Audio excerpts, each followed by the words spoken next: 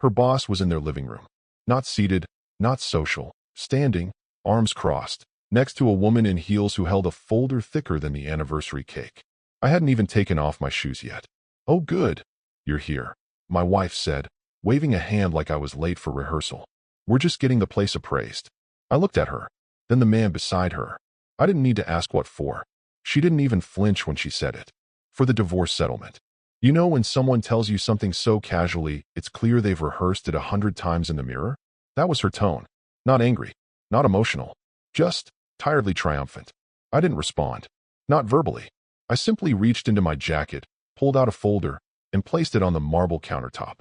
My father-in-law, who'd been hovering awkwardly near the kitchen, stepped forward like a man approaching a cliff's edge. He opened it, saw the page, then looked again. You ever watch a man's soul retreat behind his eyes? His lips moved, but no words came. His hand trembled slightly as he adjusted his glasses, the ones he only used when looking over contracts or his daughter's more expensive mistakes. Because there, at the top of the deed, was my name. Only my name. Clean. Unencumbered. Not co-owned. Not gifted. Not marital property. His wife was halfway down the hallway calling to someone about champagne. The realtor had gone silent. Her boss, the confident one in the room a minute ago, started flipping through his own folder like a man realizing the test had a back page he'd never studied for. No one touched the cake. And here's the part that gets me. I didn't come here to make a scene. I came with a bottle of wine, ready to raise a glass. This was their 41st anniversary. Technically, their 40th had been last fall when I gave them this house. Not rented. Not mortgaged. Paid in cash. No balloon payments. No trick language. Just a clean gift. Or so I'd let them believe. The silence dragged on like a slow bleed. My wife looked at me like I'd kicked over her birthday balloons. "You blindsided me," she finally said, voice trembling with just enough emotion to perform for the room. "I know," I said. "Funny how that feels, huh?" Look, before I continue, if you're still reading and you haven't already hit follow or subscribed, do it. I've learned that over 90% of you just listen or scroll without clicking anything. But those taps? They actually keep this whole thing alive. This story, it cost me a marriage and a mansion, but it'll be worth it if even a few of you get the message. Play dumb long enough, and they forget you know how to count. Back to the room. Her boss leaned toward me, trying to keep his tone diplomatic. "This changes things." I nodded. "So I've heard." My wife stared at me, blinking. "You told them it was theirs. You said it was for the family." I turned to her, slow and cold. "And you said a lot of things too. Like how this place made you finally proud to be part of something real. Like how they deserve to feel safe. Like how we were a team. You wore that mask so well, I almost believed it. Almost." Her jaw twitched. But she said nothing. She couldn't. The realtor quietly zipped up her folder and made for the door like someone excusing herself from a hostage situation. No one tried to stop her. The boss gave my wife a glance, just one. It said everything. This isn't what I signed up for. And yet it was. Because the house wasn't hers. Never had been. She'd paraded it around like a prize, flaunted it at parties, posted shots of her parents laughing on the porch swing like they'd earned it. But she never read the paperwork. Never asked about the structure. Never once questioned why the utilities were always routed through my LLC. Because she never saw me coming. Not really. She thought I was just the boring one. The safe bet. The guy who'd sold his software company and didn't buy a Porsche. Who still wore Costco socks and didn't care about vacation photos. A man like that couldn't possibly be capable of revenge. She was right. I wasn't interested in revenge. I was interested in ownership. And today was the day she realized the difference. 14 months earlier, she pitched it like a Hallmark movie. "We should do something big this year," she said one evening, wine in hand, scrolling through home listings like she was flipping through wedding dresses. "It's their 40th anniversary. They've done so much for us." I didn't laugh, though I should have. Her parents had done a lot, sure. If you counted passive judgment, snide comments about my low-key lifestyle, and a constant comparison to her sister's plastic surgeon husband. But she was glowing, nostalgic. And I've always been a sucker for her smiles, even the practiced ones. "I was thinking we buy them a place," she said. "You know, a real gift. Mortgage-free. Something they can retire into." I paused. "You mean I buy them a place?" She waved her hand. "Come on. Don't be like that. It wasn't a fight. Not yet. I'd just finished the sale of my second company, a small but profitable exit from a cloud security tool I'd built in a guest bedroom. The wires had cleared. Our accounts were full. I was sitting on enough after-tax liquidity to buy 5 houses. But the problem wasn't the money, it was the narrative. So I agreed. On one condition, the deed stays in my name, for now, until I finalize estate planning with Daniel. She rolled her eyes, but didn't argue. Fine. Technicality. It's still theirs in spirit. There's that word again, spirit. The one people reach for when they want you to ignore the legal. We found the house in 3 days. A newer build, single level, wide windows, just outside the city. She cried when the papers were signed. Her mother brought over pie. Her father shook my hand with 2 hands, the way guilty men do when they're thanking someone they plan to betray. We moved them in before Christmas, and for 13 months, I let them live in the fantasy. Let them host their bridge club and talk about their pool. Let them believe generosity equals gullibility. Because I needed them to feel safe. See, people like my wife, people who treat marriage like a contract with flexible clauses, they only slip when they think the game is already won. So I kept the cameras off, said yes to everything, signed the checks, took the photos, played the part, and slowly, they stopped looking over their shoulder. Until today, back in the present, her boss stood frozen in front of the countertop, staring at the legal folder like it had teeth. The realtor, clearly not new to awkward scenes, began packing up her binder without a word. One glance at the name on the deed was enough to tell her the appraisal wasn't just premature, it was fraudulent. This, he said finally, clearing his throat, changes things. I tilted my head. That's the consensus. He looked at my wife. She didn't look back. Instead, she locked her gaze on the document like sheer willpower might make the ink rearrange itself. Her lips parted. She wanted to say something. Needed to, probably. But nothing came out. Because she knew what came next. Knew this was no longer about surprise. This was a pivot point. She'd assumed control. Assumed the optics alone. Happy in-laws, smiling wife, a man who stayed quiet, would carry her through. That no one would question the next steps once she introduced words like divorce, settlement, and community property. But here's the thing. When you've built something from scratch, sleepless nights, code, stress ulcers, and 1,000 silent sacrifices, you don't just hand over the keys to someone who thinks emotional labor counts as equity. She assumed this was a chess game. What she didn't realize was, I'd already taken her queen, and I did it by playing pawn. Quiet, predictable, disposable. Until now. Now the silence wasn't mine, it was hers. And her father? The man who once scoffed when I ordered mid-tier wine at dinner?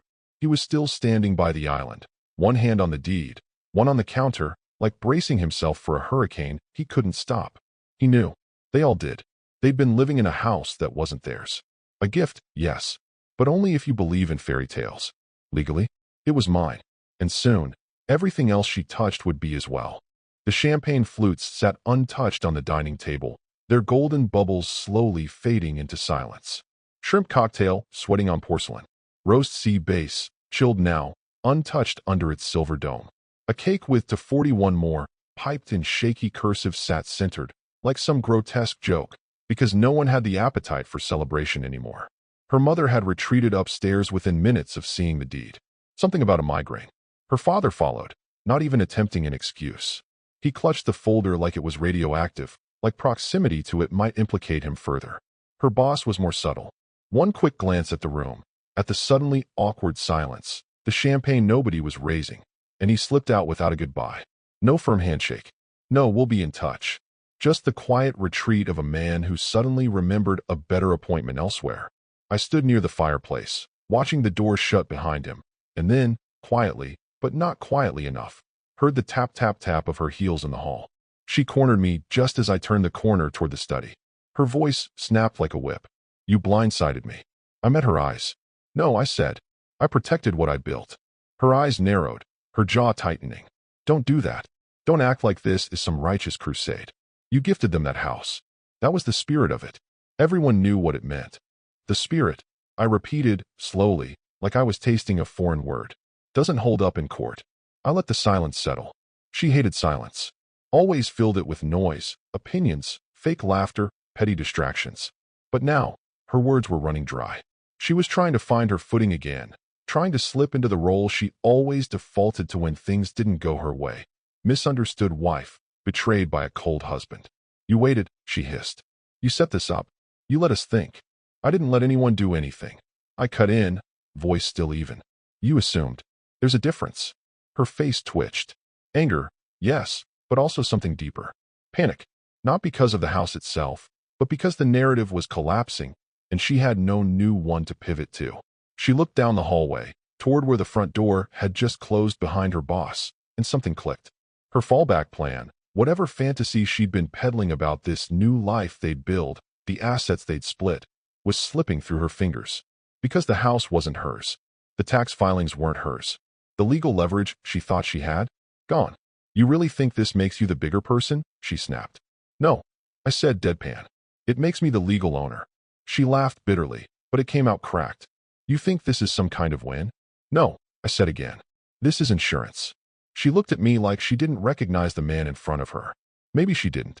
Maybe she'd spent so long believing her own projections, that I was passive, mild, the kind of guy who'd be too decent to fight back, that she never considered what kind of man builds a business from scratch and walks away from it with enough to buy her parents a mansion just for peace and quiet.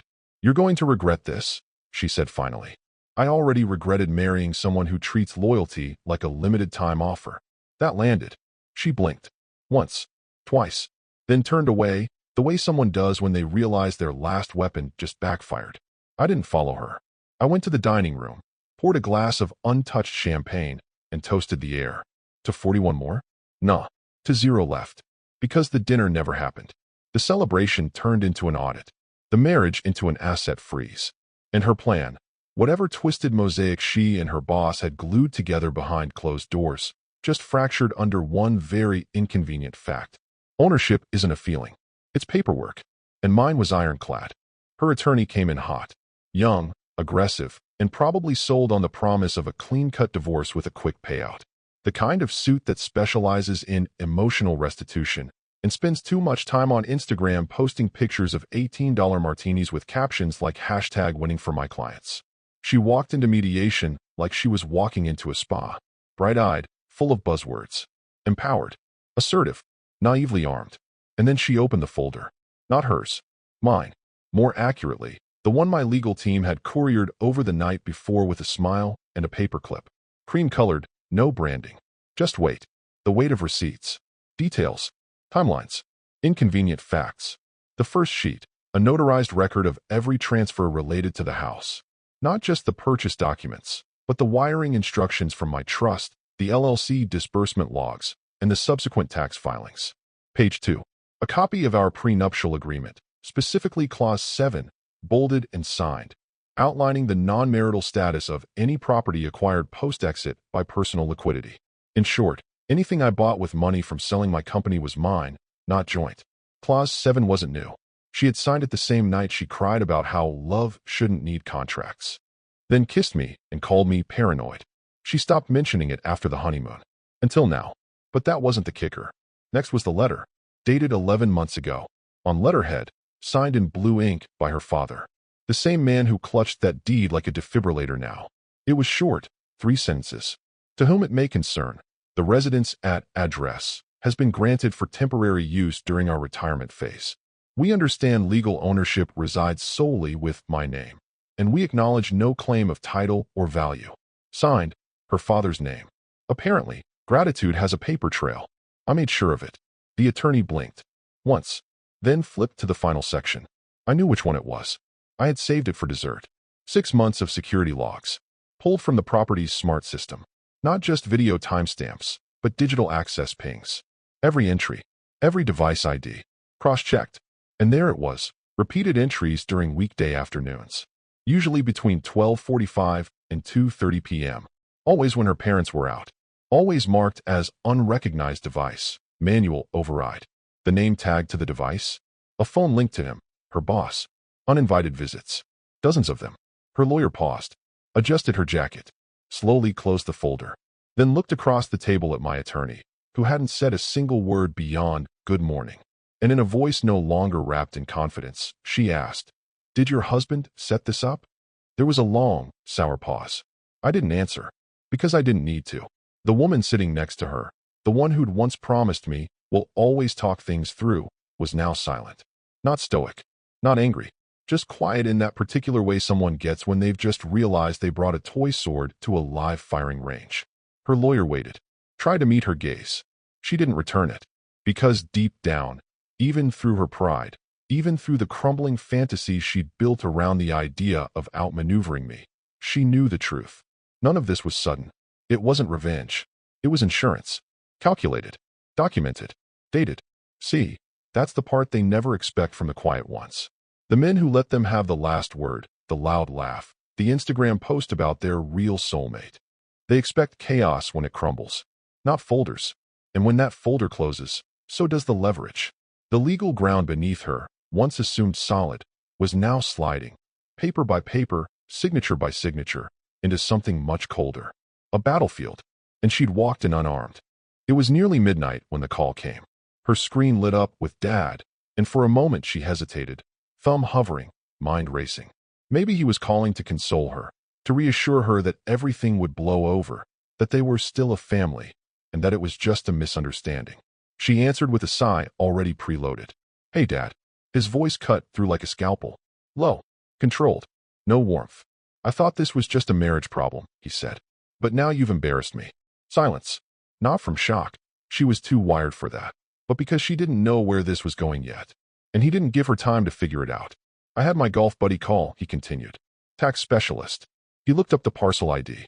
Her breath caught. You want to guess what name's on the title? He asked, already knowing she wouldn't. You said it was ours, she muttered, trying to drag the conversation somewhere sympathetic. That he gave it. He cut her off. He gave us nothing. He let us live in it. That's not a gift. That's a courtesy. One you just tried to cash in on without checking the damn receipt. She closed her eyes. I didn't know. Don't lie.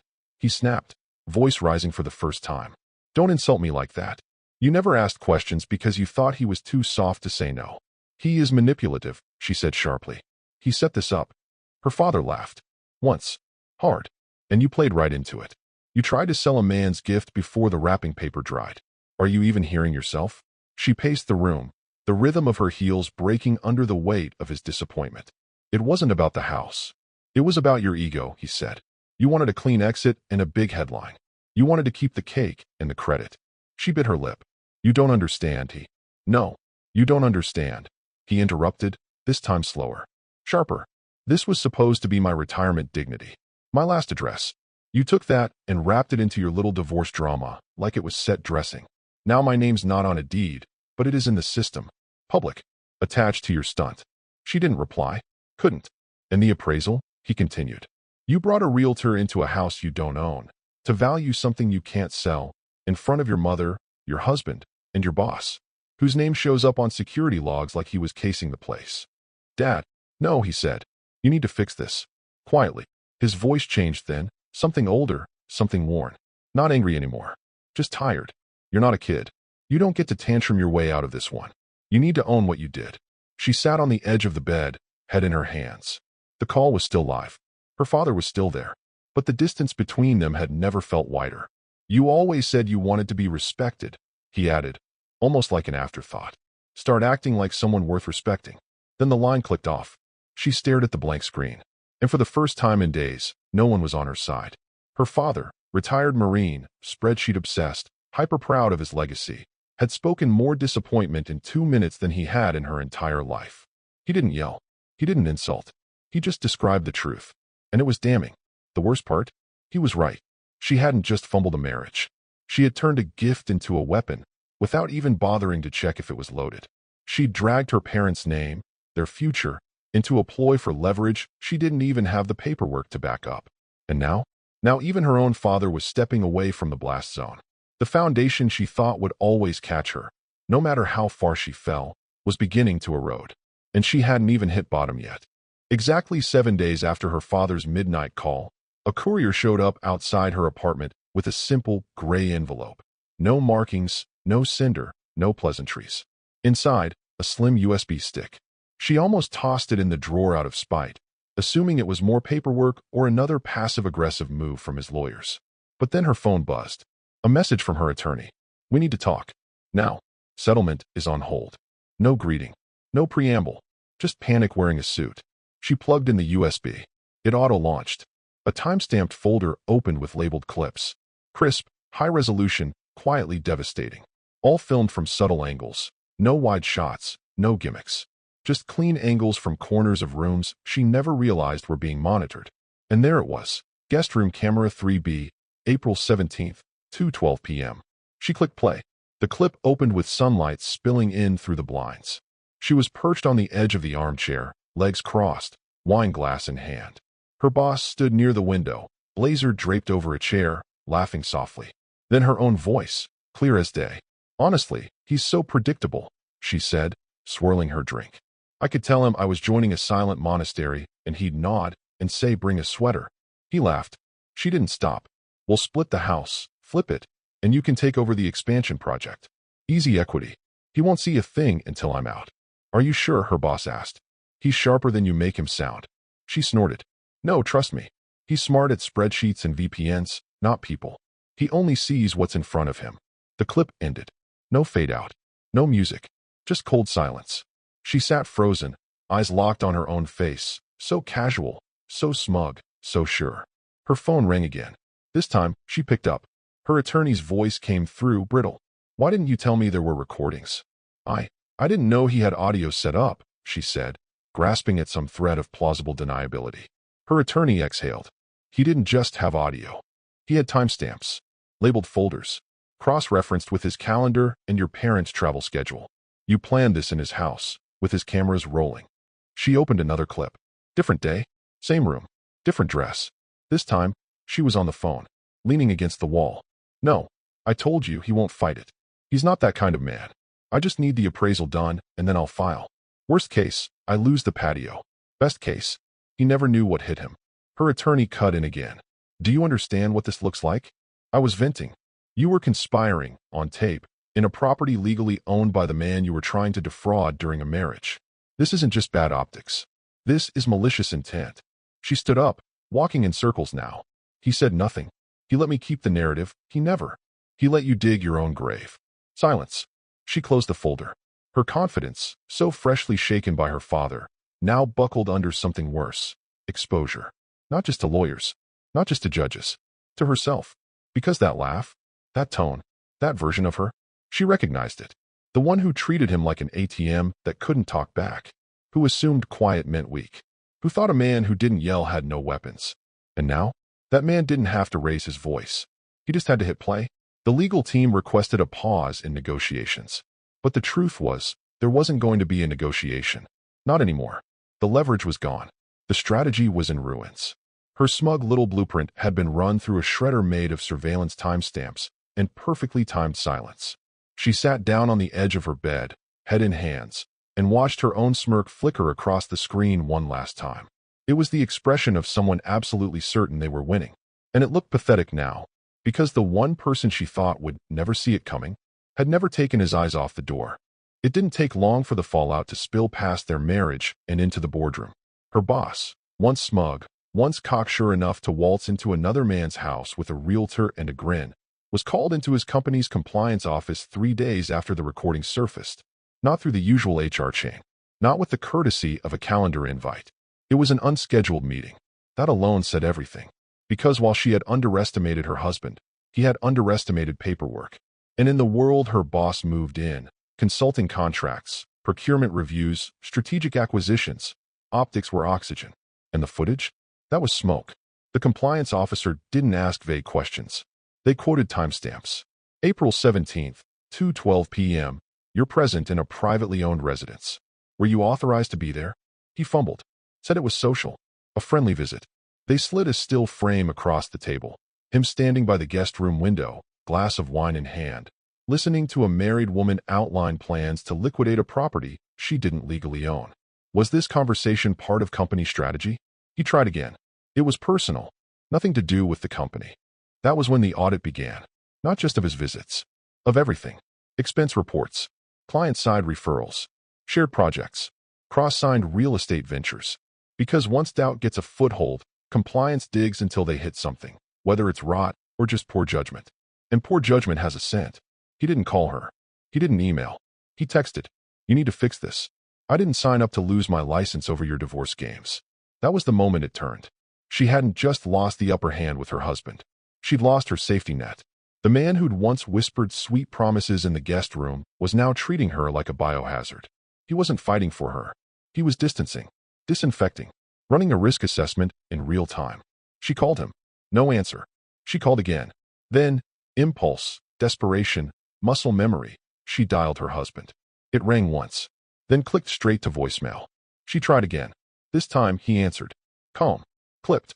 Not tired, measured. We need to talk, she said. A pause. Then, my counsel is available Tuesdays and Thursdays. Pick a time. You don't have to do this, she pushed, voice cracking. This doesn't have to turn nuclear. Didn't turn, he said. You lit it. She didn't hang up, just breathed into the silence, hoping he might throw her a lifeline, even a bitter one. Instead, he added, and for what it's worth, your boyfriend should have read clause 14. What clause? She snapped too fast. But the line had already gone dead. She stood there in the middle of her apartment, phone in hand, heart thudding against her ribcage like a warning siren. Not because of what he'd said, but how he'd said it. Clause 14. There was a clause 14 in the prenup. She remembered vaguely, something about reputational liability.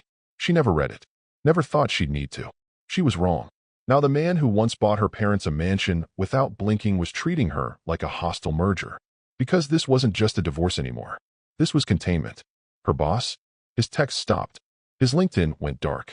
His name no longer popped up on the firm's directory by week's end. Rumors began to circle. Leave of absence. Pending inquiry. Executive reassignment. She scrolled through them alone. No updates. No allies. The net she'd woven, built from charm, from confidence, from strategic affairs and clever pillow talk, was dissolving strand by strand. And at the center of it was a man she once called forgettable. Now, she couldn't forget a single thing he said, especially the part where he'd warned her, I protect what I build. Turns out, he meant all of it. The mediation room was sterile, in that perfectly curated corporate way. Glass walls, 2 white walls, polished table, carafe of filtered water nobody touched. It wasn't a courtroom, but it might as well have been. The gravity was the same, maybe worse. She came in with eyes blazing. Hair done. Expensive blouse, 1 shade too bright for a negotiation. Lipstick like war paint. If confidence could be worn like armor, she'd layered it thick. From the first second, she pushed. He used me, she said, leaning forward in her seat, voice sharpened for performance. He manipulated everyone. My parents, my friends, even our lawyers. He staged all of this. Across the table, he didn't flinch. She wasn't looking at him anyway. She was playing to the mediator. A quiet woman in her 50s with a notepad and unreadable eyes. Not her audience of choice, but the only one that mattered now. He let me believe the house was ours, she continued. He created a false sense of security. I acted based on trust. That should matter. The mediator gave a small nod. Then let's review the ownership documentation. She handed the file to the assistant. They pulled up the property deed history on screen. Her attorney shifted in her seat. 3 entries, all notarized. Each one dated, spaced over the past year. Each reaffirming the same point. She held no legal claim to the property. Not as spouse, not as trustee, not as power of attorney. Even worse, each reaffirmation was signed by her. Voluntarily, digitally time-stamped. No coercion, no legal pressure. Just her own carelessness, layered like bricks in a wall, now slamming back toward her. Her lawyer leaned in, whispering something. She didn't hear it. The mediator, still calm, clicked to the next page. Additionally, she said, we have a letter entered into record, submitted by your husband's counsel and confirmed as authentic. The assistant passed over a printed page. Her mother's handwriting. She knew it instantly. Dear his name. We can never thank you enough for what you've done. You've restored our dignity after years of financial stress we never told our daughter about. This home isn't just a gift, it's a second chance at peace. Please don't ever feel unappreciated. You are family to us. With gratitude. Her mother's name. No one spoke. Not her attorney. Not the mediator. Not him. Just her. A sound, barely audible. A gasp that turned into a strangled breath. The kind you let out when you realized the person you once mocked for being too methodical had built an entire war chest beneath your feet while you were still counting your likes. She tried to speak. Failed. Again. He was supposed to. Her voice cracked. He was supposed to love me. Not trap me like this. The mediator folded her hands. He didn't trap you. He documented you. She broke then. Not loudly. Not dramatically. It was worse. A slow fold inward. Shoulders caving. Eyes blinking but unfocused. Like her own reflection was unrecognizable now. This version of herself reduced to paper cuts, each one dated, signed, and unredactable. She reached for a tissue. Missed. Her attorney stayed silent. Because there was nothing left to argue. The fire she brought, the accusations, the performance, the attempted moral high ground, burned out under the weight of ink. Her strategy was outrage. His was receipts. And in a room like this, outrage doesn't win. Documentation does. The mediator looked at her calmly. You're welcome to propose a new settlement arrangement. But understand, your leverage is exhausted. Tears don't change ownership. Emotion doesn't overwrite contractual clarity. She had come here expecting a battle of narratives. But this wasn't a story anymore. It was evidence. And hers pointed in only one direction: collapse. The mansion was no longer referred to as theirs. Not by the neighbors. Not by the landscaper. Not even by her mother, who now spoke of it as the property. On weekends, her parents no longer hosted friends for wine on the back terrace. They reviewed cleaning schedules, replied to Airbnb inquiries, and debated which photos best concealed the empty picture frames still hanging in the hallway. They'd stripped it of sentiment, of story, because the story had gotten them humiliated. Instead of an anniversary party, they updated the listing description to include heated pool and low-noise neighborhood. The master bedroom's walk-in closet, once her mother's pride, was now tagged as owner's locker, locked. They said nothing to her. Not when she messaged. Not when she called. She could see the double checks. Read. Ignored. Her mother, once so eager to defend her at family dinners, now reposted articles about generational consequences of entitlement. No one named names, but everyone knew. Across town, in a third-floor one-bedroom unit with peeling balcony paint and a water heater that coughed like a dying animal, she lay in bed most nights staring at the ceiling. No celebrations. No calls. Just the slow march of time, marked by the tap-tap of rain against a cracked window pane. The furniture was rented. The Wi-Fi spotty. She kept telling herself this was temporary, just a phase until she got back on her feet, found her next thing, rebranded the narrative. But every time she opened her inbox, the only new messages were promotional offers and a never responded to LinkedIn application she'd sent weeks ago. The one she'd tailored with all the right language: strategic communicator, adaptive thinker, cross-functional collaboration. No replies. Not even rejection. Just the dull echo of invisibility. Her former boss had stopped texting. Completely. After the compliance meeting and the leave of absence, he disappeared into legal fog. No Instagram updates. No cryptic stories. Just an account that slowly faded until the algorithm forgot he existed. And when she emailed him, just once, he replied with 6 words. This is no longer appropriate communication. She stared at those words for hours, then deleted them. From her tiny window, she could see the park across the street. On weekends, families passed beneath it.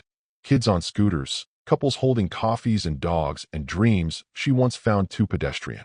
Now they looked enviable. She used to measure success by property lines and partner salaries. Now she measured it in decibels.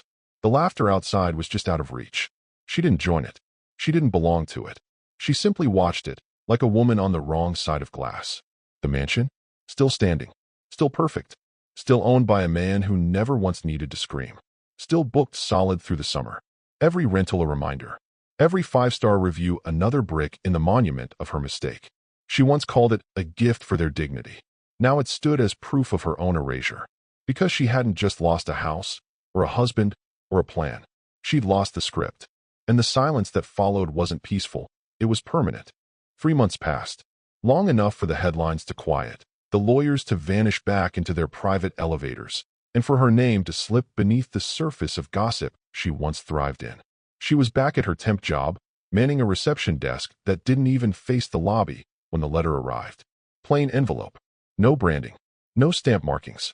Just slid beneath her apartment door sometime between her morning cereal and her 11 a.m. cigarette she swore she'd quit. She opened it casually. Inside, a photograph. Her parents, standing stiffly in front of the mansion. Not smiling, posed. Her mother's hands folded like she was at a funeral. Her father wearing the same strained expression he used to reserve for tax season. And behind them, centered perfectly in the frame, was him. Her ex-husband, standing on the porch. Not gloating. Just there. Present. Like the house itself had chosen its rightful inhabitant. On the back of the photo, written in black ink, clean print. Next time, build something you're willing to protect. No signature. No address. No threat. Just finality. That same afternoon, a notice hit the public property ledger. A routine update most people would never see. But she had alerts set. She saw it within minutes. The mansion was no longer held under his name. It had been transferred, not sold, not gifted, reassigned, to a newly formed entity, the Ridgeworth Foundation. Its mission? Support single fathers pursuing business education, access to seed funding, and mentorship in tech. She looked deeper. He was listed as chairman. She blinked. Read it again. Chairman, not owner, not vindictive ex. Chairman, because he hadn't just moved on. He'd built again, reinvested the very structure she tried to weaponize into a tool for men like him. Quiet builders, overlooked founders, dads who were told, you'll figure it out, and never asked for help because they assumed no one would give it. The foundation had already made 3 microgrants. She found the site, simple, clean. A testimonial from a 31-year-old dad who'd lost everything in a custody battle and rebuilt a design agency from his garage. Thanking Ridgeworth. Thanking the anonymous benefactor who turned pain into structure. She stared at the screen, and for the first time, felt small. Not pitted, not hated, irrelevant. Because he hadn't just won. He erased her from the victory. She wasn't the reason he built the foundation. She was the debris it was built over. And the most brutal part?